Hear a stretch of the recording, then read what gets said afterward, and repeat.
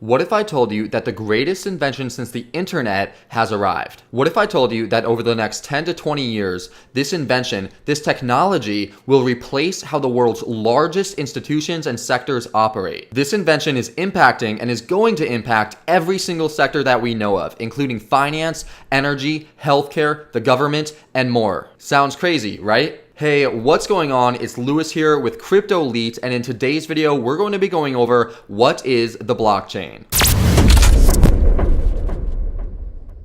This is one of the most important things that you can know when it comes to cryptocurrencies, because the blockchain is what Bitcoin, Ethereum, Litecoin, and every other cryptocurrency actually relies upon. The blockchain is the infrastructure, it's the underlying foundation, it's the DNA that makes cryptocurrencies work. So let's get to it. I'll start out with 4 quotes that I feel summarizes what the blockchain is really well. Then we'll go into some fundamentals and use cases of the blockchain. Then at the end, I'll touch back on the quotes so that you could get a really good grasp upon just how revolutionary this truly is. All right, here's the presentation. What is the blockchain? And before we get started, you could find me on Instagram at Crypto Elite, and you can find me on Twitter at Crypto Elite 1, along with YouTube and Facebook at Crypto Elite as well. So let's get to it. Oh yeah, and just as a disclaimer, even though I'm not saying to invest in this video, everything I say is my opinion and it's for entertainment purposes only. This is not financial advice or investment advice. The blockchain does one thing. It replaces third-party trust with mathematical proof that something happened.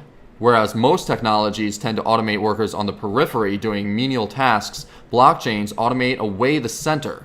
Instead of putting the taxi driver out of a job, blockchain puts Uber out of a job and lets the taxi drivers work with the customers directly. The blockchain symbolizes a shift in power from the centers to the edges of the networks. Bitcoin gives us, for the first time, a way for one internet user to transfer a unique piece of digital property to another internet user such that the transfer is guaranteed to be safe and secure. Everyone knows that the transfer has taken place and nobody could challenge the legitimacy of the transfer. The consequences of this breakthrough are hard to overstate. I feel like those quotes really summarize what the blockchain is all about, and you're going to figure that out right now. Now here's the thing. Blockchain technology is the greatest invention since the internet. In fact, many people are calling it the Internet 2.0, the next internet, or the Internet of Value. Basically, the blockchain is an electronic public ledger that creates an unchangeable record of transactions. Each transaction is verified and recorded on a distributed and decentralized ledger. This means that instead of one entity giving the thumbs up for a transaction, millions of entities need to verify something before it becomes valid. Because there are millions of computers keeping things going, that means that it is always running and updating 24/7, 365. As transactions are recorded, they are stacked together into a block. This block is then encrypted. As new blocks are created, they are chained together using something called a hash function. This creates a blockchain. The entire chain is retained over millions of computers, so there's no one point of control. Because each block is connected to the one before it and the one after it, you can't go back and change, delete, or alter your transaction because otherwise you'd mess up the entire blockchain. This makes it extremely secure. As a note to this, whenever a news story comes out saying that millions of dollars worth of Bitcoin or cryptocurrency was stolen, they aren't referring to the blockchain, Bitcoin, or the currency in question as the point of failure. The point of failure when crypto gets quote-unquote hacked is the exchange itself. Exchanges are places where cryptocurrencies are traded. Many times they are a central authority. Hackers somehow find a way into the exchanges and get access to information that lets them access people's crypto. It's not the crypto itself or the blockchain that got hacked in these situations. So let's talk about decentralized and distributed for a minute. So because the transactions are verified through a decentralized and a distributed system, there's no one central authority that can compromise the network. The decentralized and distributed model also creates a trustless system where instead of trusting a central authority such as a bank to keep track of every transaction, we're putting our trust into the underlying framework of mathematics that is the blockchain. To hack a blockchain, you would have to hack every single computer on that network. There are millions of computers to help verify transactions to make sure they're valid. This is in contrast to quote-unquote hacking a bank, which holds the ledger within its system and verifies and validates transactions internally. There are many different use cases for a blockchain. The most widely known is Bitcoin, which uses the blockchain as a means to transact electronic cash between peers without going through a financial institution.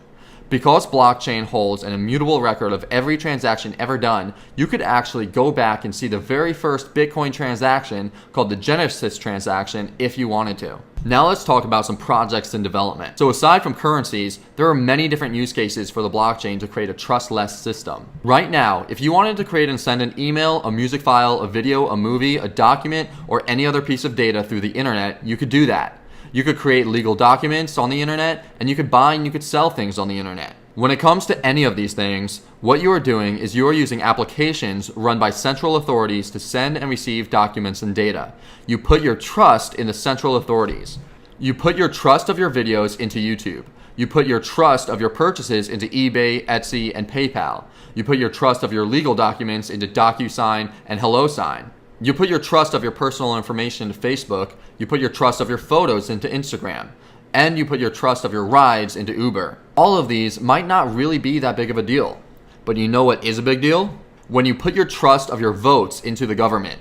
When you put your trust of your money into banks. When you put your trust of your medical records into the record-keeping software your doctors use. Can you imagine if there was a blockchain that recorded every single vote in an unhackable way that was publicly available? Can you imagine if during the 2008 housing crisis, we had a public ledger where anyone could have been able to see the details and the deals that the banks were making? We may have been able to completely avoid the collapse if we did this. Now, when it comes to most applications that use central authorities, they do a great job. For some of them, you pay a fee for their service. For others, they gather your information and sell it for profit. Some of them, however, require a bit too much of our trust. Now here's a question to ask yourself. What if there was a way to distribute data without needing to put your trust into any of these central authorities? This is exactly what Satoshi Nakamoto, the mysterious person or group of people who created Bitcoin, asked themselves before inventing Bitcoin, the first trustless currency. They saw what was happening around the world when everyone put their trust into the banks and the governments. They saw the manipulation that took place. They saw the housing crashes. They saw the economic collapses of different countries, such as what is happening now in Venezuela. Today, in case you didn't know, Venezuela is actually running out of food. Hospitals are overcrowded with sick children, while doctors don't have enough medicine. Electricity isn't even guaranteed. The blockchain could help prevent this by utilizing a public and transparent ledger that will allow auditors to see exactly how the government is spending its money. So let's talk about Satoshi Nakamoto for 1 minute. Satoshi Nakamoto created the first ever system that records and verifies data on the internet without a third party or central authority. The first application put on the blockchain was Bitcoin, and it was meant to be used as a means of digital currency. It allows you to pay people in a way that is guaranteed, safe, secure, without the possibility of counterfeit, no matter where they are in the world, all without the need of a bank or central authority. Bitcoin, however, is just one application used on the blockchain. There are many real-world and future use cases for things that will be used on the blockchain and utilize the blockchain technology. One of them is shipping. Today, shipping industries are using blockchain technology to manage and track shipping containers. This helps bring together a huge network of shippers, freight forwarders, ocean carriers, port and customs authorities, so that everyone could look at the ledger on the blockchain and know exactly where the freight is. They could track shipments from point A to point Z with complete trust and confidence, because in order for the goods to go from point A to point B, both parties need to agree, and the entire network sees it. And once they agree, it sets the transaction in stone, so no one could go back and alter it. The trust is in the system. Energy is a second sector using the blockchain.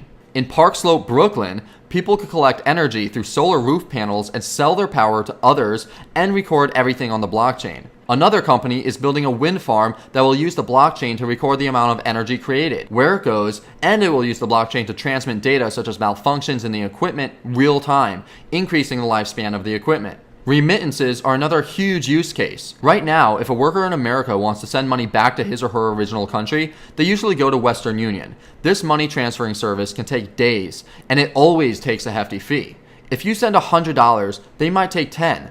By using Bitcoin and other cryptocurrencies via blockchain technology, they could send money back to their homeland directly to whoever they want to send to. They could do it any time of the day or night, and the transactions will take minutes. And they could do all of this for just a few cents to maybe a couple dollars. The healthcare industry is something that I'm very passionate about, and blockchain technology will definitely improve healthcare. The blockchain could be used to add information such as patient's electronic health record in real time.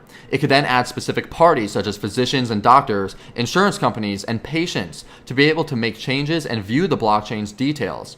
Right now, it could take weeks for your healthcare information to get to the right people. Using blockchain technology, that could be cut down to a mere minutes. As for diamonds, the blockchain could be used to track diamonds and make sure they aren't blood diamonds. And you could even have supply chain auditing, so the blockchain could be used to keep a record of every operation and timestamp it. This can come in handy for luxury goods such as handbags because you'll be able to know if they are or aren't counterfeit. For wine and for food, you could use blockchain technology to make sure that it's always been within a certain temperature and that it's safe to consume. You could even use it for cars to see the lifespan of cars. So, with all of this being said, what's the future? Well, right now the blockchain technology is brand new, and I think that we could have a really good perspective of it if we look back at what people thought of the internet when the internet first came out. And there's actually a great video, so I'll play that now. At 56 past, I wasn't prepared to translate that as I was doing that little tease. Oh, that's that little right. mark with the A and then the ring around it. At? See, that's what I said. Katie said she thought it was about. Yeah. Oh. But I'd never heard it. Around I'd never heard it said. I'd always that's seen the right. mark, but never heard Yeah. it said. And then it sounded stupid when I said it. Violence at NBC. I I heard be something around big or fight about. up in the lunchroom the other See, week. there it is. Violence at NBC. GE.com. I mean, Well, Allison should know. what do you is say to that, internet Allison? anyway? Internet is that Massive computer right, network. the one that's becoming really big now. What do you mean? That's big. How does one? What do you write to it like mail? No, a lot of people use it and communicate. I guess they can communicate with NBC writers and producers. Allison, can you explain what internet is? No, she can't say anything in 10 seconds or less. Oh, Allison will be in the studio shortly. What is What it? does it mean? It's a giant computer network made up of started from. Oh, I thought you were going to tell us what this was. It's like You've been a looking in the computer dictionary. billboard. It's not in. It's a computer billboard, but it's Right. nationwide, and it's several universities and everything all joined together. And Right. And others can access it. Right. And it's getting bigger and bigger all the time. The crazy thing about all of this is that the implication and use cases for this technology haven't even scratched the surface. When the internet first came out, being able to talk via video chat to someone halfway around the world was science fiction. Today, it's commonplace. Going back to one of the original quotes, the blockchain symbolizes a shift in power from the centers to the edges of the networks. Now that we have the technology that pushes creativity and imagination to the edge, just imagine what will come out of this new technology in the coming decades.